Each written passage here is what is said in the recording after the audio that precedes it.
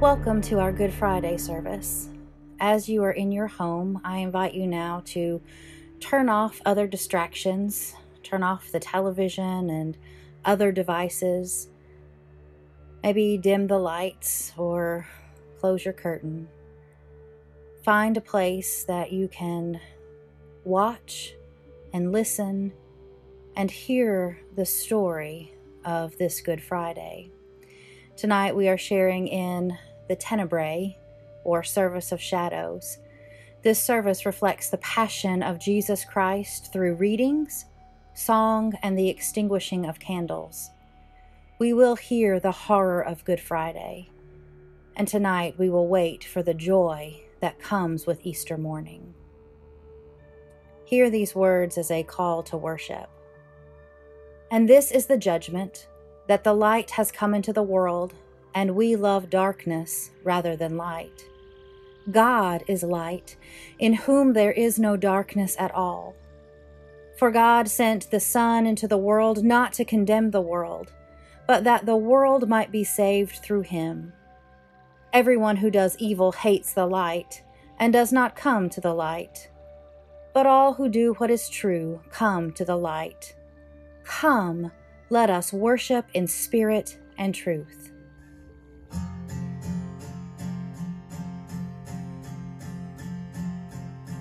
Jesus, you endured my pain. Savior, you bore all my shame, all because of your love. Maker of the universe, broken for the sins of the earth, all because of your love.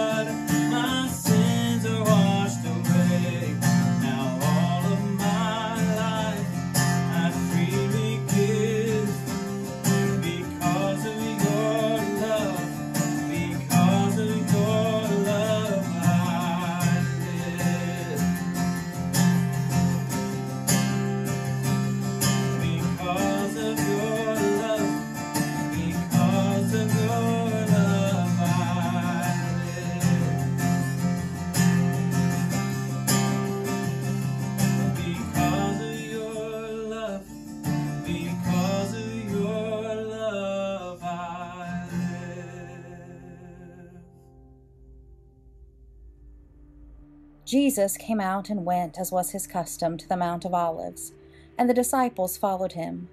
When he reached the place, he said to them, "Pray that you may not come into the time of trial." Then he withdrew from them about a stone's throw, knelt down, and prayed, "Father, if you are willing, remove this cup from me.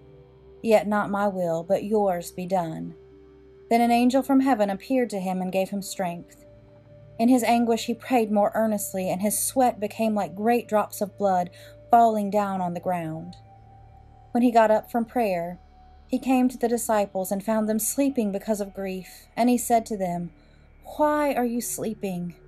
Get up and pray that you may not come into the time of trial."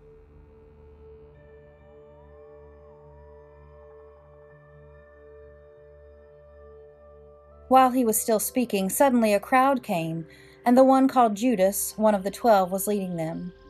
He approached Jesus to kiss him, but Jesus said to him, "Judas, is it with a kiss that you are betraying the Son of Man?"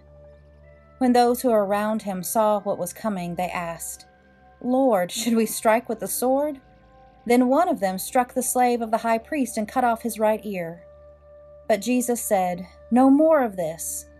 And he touched his ear and healed him. Then Jesus said to the chief priests, the officers of the temple police, and the elders who had come for him, "Have you come out with swords and clubs as if I were a bandit? When I was with you day after day in the temple, you did not lay hands on me. But this is your hour, in the power of darkness."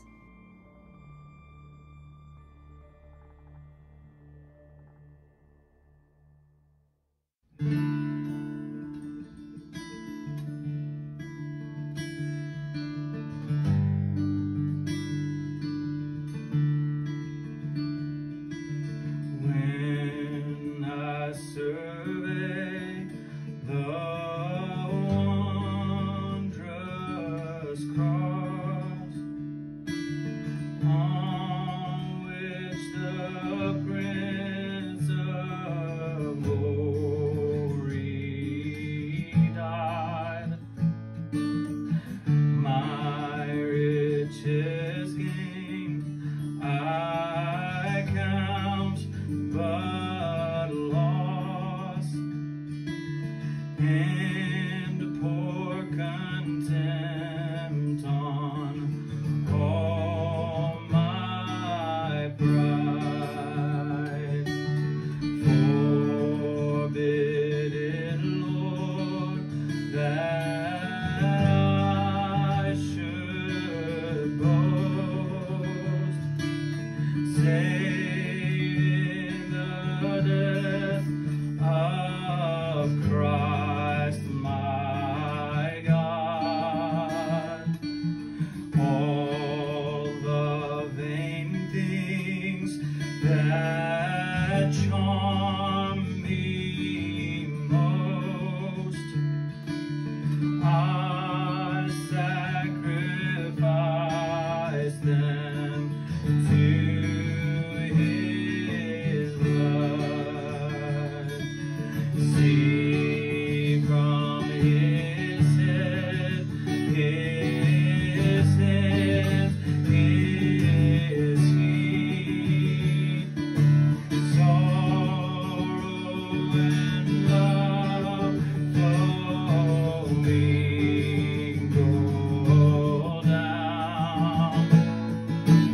This such love and sorrow meet, both thorns composed so rich a crown.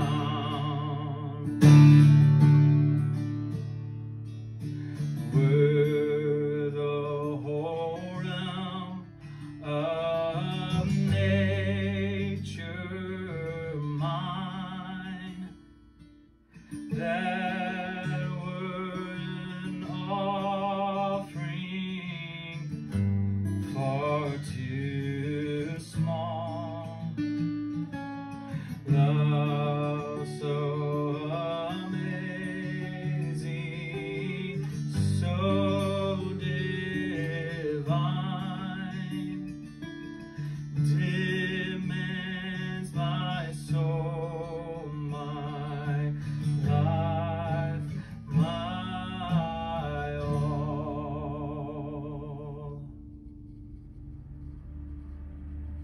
Then they seized him and led him away, bringing him to the high priest's house. But Peter was following at a distance. When they had kindled a fire in the middle of the courtyard and sat down together, Peter sat among them. Then a servant girl, seeing him in the firelight, stared at him and said, "This man also was with him." But he denied it, saying, "Woman, I don't know him." A little later, someone else, seeing him, said, "You are also one of them." But Peter said, "Man, I am not." Then about an hour later, still another kept insisting, "Surely this man was also with him, for he is a Galilean." But Peter said, "Man, I do not know what you're talking about." At that moment, while he was still speaking, the cock crowed. The Lord turned and looked at Peter. Then Peter remembered the word of the Lord and how he said to him, "Before the cock crows today, you will deny me 3 times." And he went out and wept bitterly.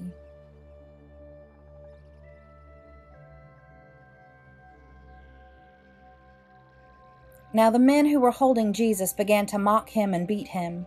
They also blindfolded him and kept asking him, "Prophesy, who is it that struck you?" Then they kept heaping many other insults on him. When day came, the assembly of the elders of the people, both the chief priests and scribes, gathered together, and they brought him to their council. They said, "If you are the Messiah, tell us." Jesus replied, "If I tell you, you will not believe, and if I question you, you will not answer. But from now on the Son of Man will be seated at the right hand of the power of God." All of them asked, "Are you then the Son of God?" Jesus said to them, "You say that I am." Then they said, "What further testimony do we need? We have heard it ourselves from his own lips."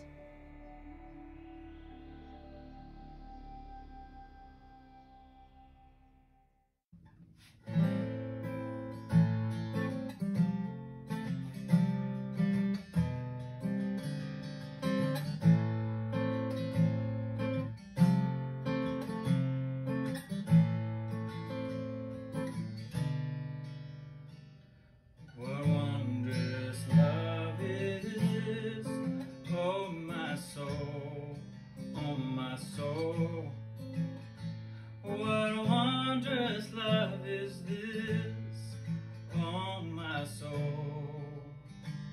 What wondrous love is this, that caused the Lord of bliss to bear the dreadful curse for my soul, for my soul. To bear the dreadful curse for my soul. What wondrous love is this, oh my soul, oh my soul. What wondrous love is this, oh my soul.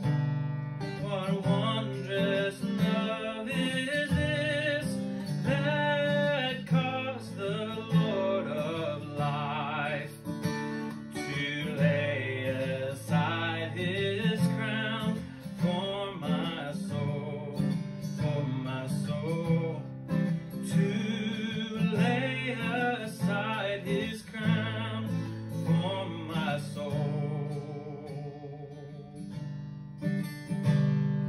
To God and to the Lamb I will sing, oh, I will sing. To God and to the Lamb, oh, I will sing.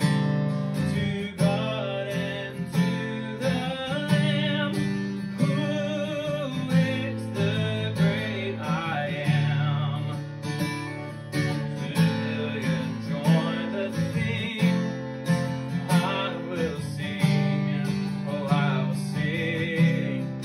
While millions join the theme, I will sing.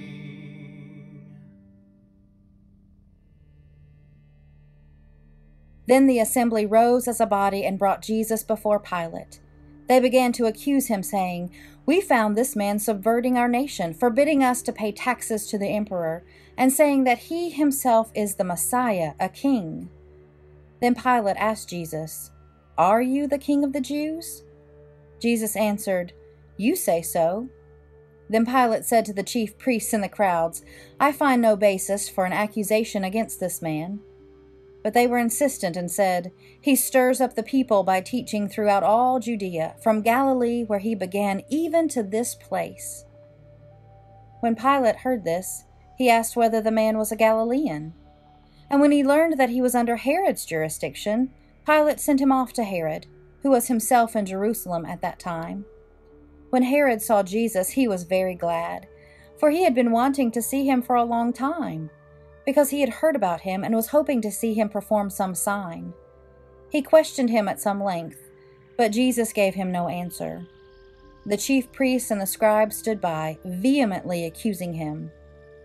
Even Herod with his soldiers treated him with contempt and mocked him. Then he put an elegant robe on him and sent him back to Pilate.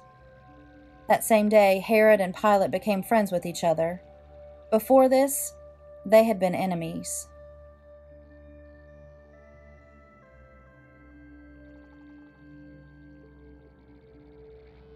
Pilate then called together the chief priests, the leaders, and the people, and said to them, "You brought me this man as one who was inciting the people to rebellion.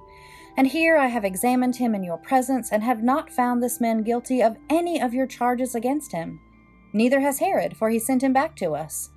Indeed, he has done nothing to deserve death. I will therefore have him flogged and release him." Then they all shouted together, "Away with this fellow! Release Barabbas for us!" This was a man who had been put in prison for an insurrection that had taken place in the city, and for murder.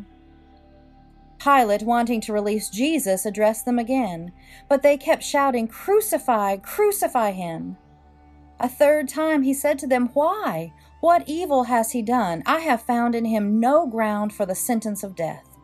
I will therefore have him flogged and then release him." But they kept urgently demanding with loud shouts that he should be crucified, and their voices prevailed. So Pilate gave his verdict that their demand should be granted. He released the man they asked for, the one who'd been put in prison for insurrection and murder, and he handed Jesus over as they wished.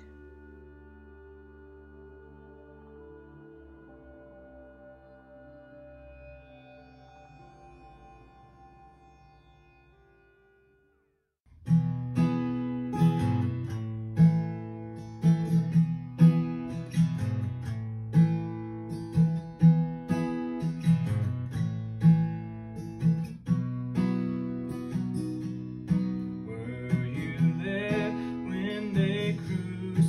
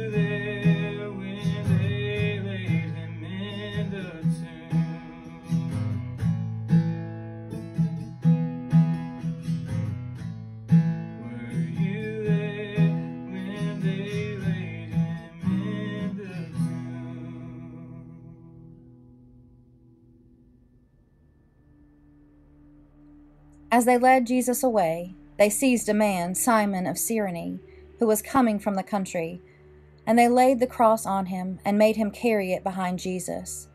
A great number of the people followed him, and among them were women who were beating their breasts and wailing for him. But Jesus turned to them and said, "Daughters of Jerusalem, do not weep for me, but weep for yourselves and for your children. For the days are surely coming when they will say, 'Blessed are the barren and the wombs that never bore and the breasts that never nursed.' Then they will begin to say to the mountains, 'Fall on us,' and to the hills, 'Cover us.' For if they do this when the wood is green, what will happen when it is dry?" 2 others also, who were criminals, were led away to be put to death with him. When they came to the place that is called the Skull, they crucified Jesus there with the criminals, one on his right and one on his left. Then Jesus said, "Father, forgive them, for they do not know what they are doing." And they cast lots to divide his clothing. And the people stood by, watching. But the leaders scoffed at him, saying, "He saved others, let him save himself if he is the Messiah of God, his chosen one." The soldiers also mocked him, coming up and offering him sour wine and saying, "If you are the king of the Jews, save yourself." There was also an inscription over him, "This is the King of the Jews." One of the criminals who were hanged there kept deriding him and saying, "Are you not the Messiah? Save yourself and us." But the other rebuked him, saying, "Do you not fear God, since you are under the same sentence of condemnation? And we indeed have been condemned justly, for we are getting what we deserve for our deeds. But this man has done nothing wrong." Then he said, "Jesus, remember me when you come into your kingdom." Jesus replied, "Truly I tell you, today you will be with me in paradise." It was now about noon, and darkness came from over the whole land until 3 in the afternoon, while the sun's light failed and the curtain of the temple was torn in two. Then Jesus, crying with a loud voice, said, "Father, into your hands I commend my spirit." Having said this, he breathed his last.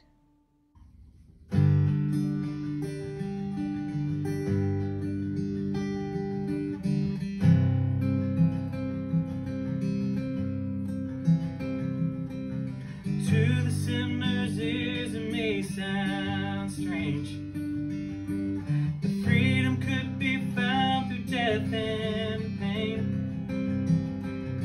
Why sinless perfection took the blame, but hallelujah.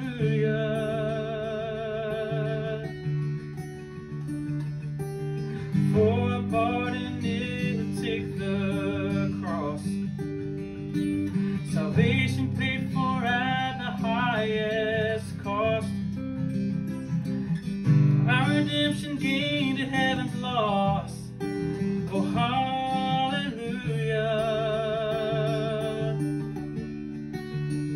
Walk and wash away my sin. Nothing but the blood, nothing but the blood. Walk and make me whole again. Nothing but the blood. There's nothing strong enough to stand against what love has done with outstretched hands. For now salvation flows for everyone. Oh, hallelujah.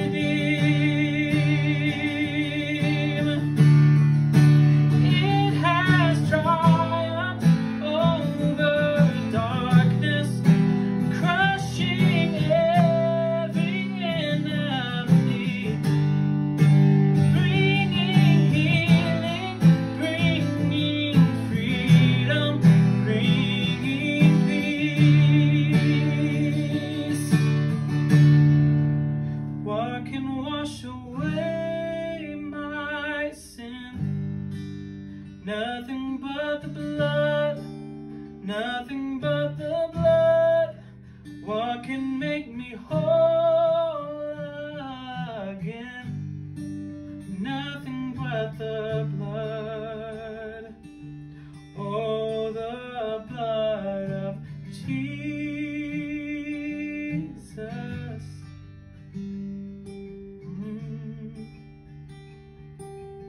Oh, the blood of Jesus.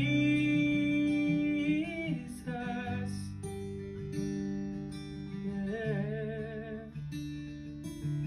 Oh, the blood of Jesus.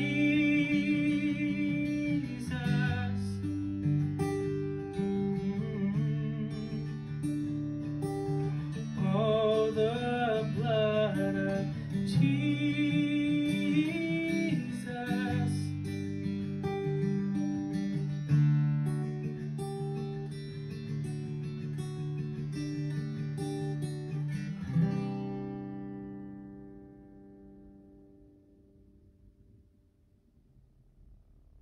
When the centurion saw what had taken place, he praised God and said, "Certainly this man was innocent."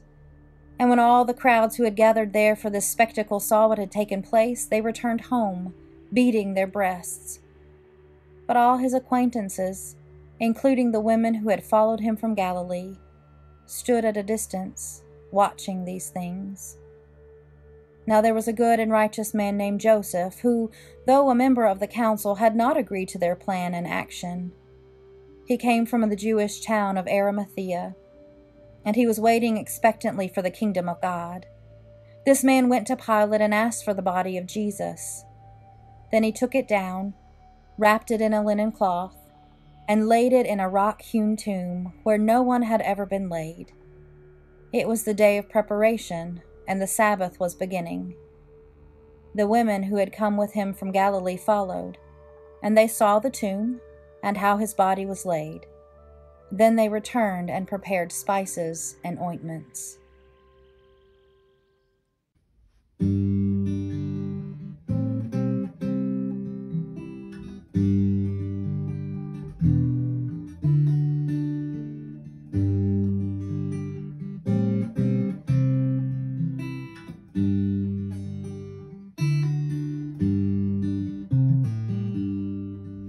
How deep the Father's love for us, how vast beyond all measure, that He should give His only Son to make a wretch His treasure. How great the pain of searing loss, the Father turns His face away, and wounds which mar the chosen ones bring many sons to glory.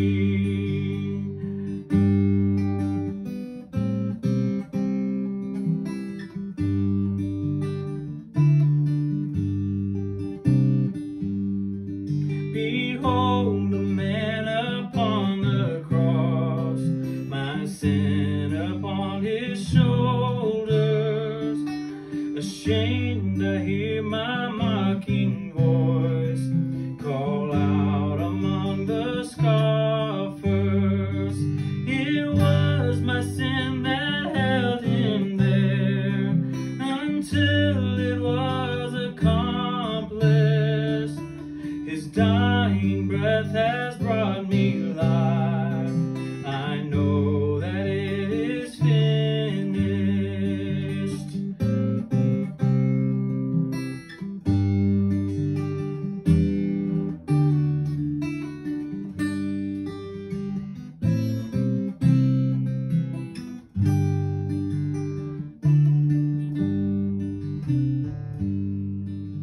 I will not boast in anything, no gifts, no power, no wisdom, but I will boast in Jesus Christ, His death and resurrection. Why should I gain from His reward? I cannot give an answer, but this I know,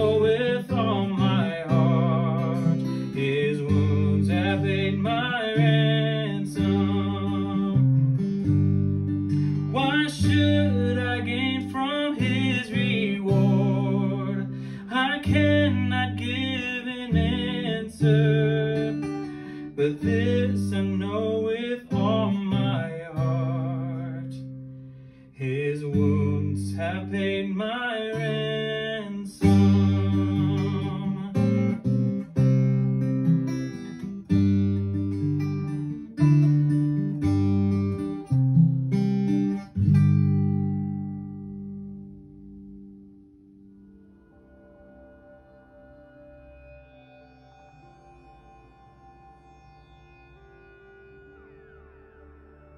In the beginning was the Word, and the Word was with God, and the Word was God. He was in the beginning with God. All things came into being through him, and without him not one thing came into being. What has come into being in him was life, and the life was the light of all people. The light shines in the darkness, and the darkness did not overcome it.